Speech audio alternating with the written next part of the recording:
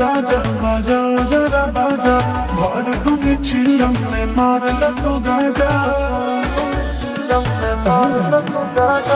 hero राजा बाजा जरा बाजा भर दूंगी चिलम में मारल तो गाजा लूटलो ना मजा लूटने आई अबला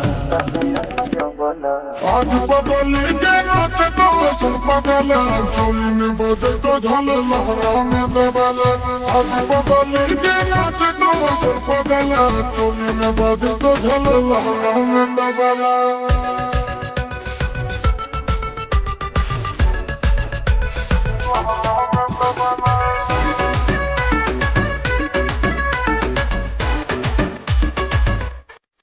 आए बिहार दिल्ली छोड़ छाड़ के दिलगानी मिला सिर धर के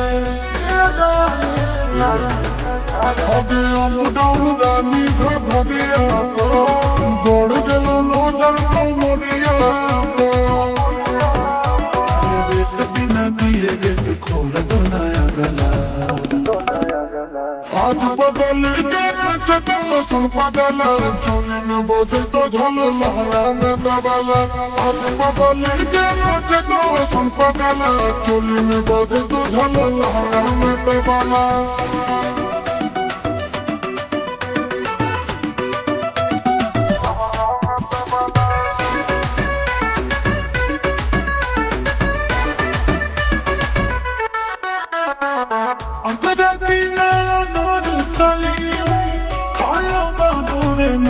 खाली हो खोई हाली में जवानी लुटा गई तो पथनी में दूर फूटे लुटा गई तो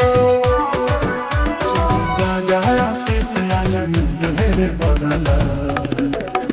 अभी आज बदल के नाच तो सब बदला चोली में बदल तो झल लहरा में दबला आज बदल के नाच तो सब बदला चोली में बदल तो झल लहरा में दबला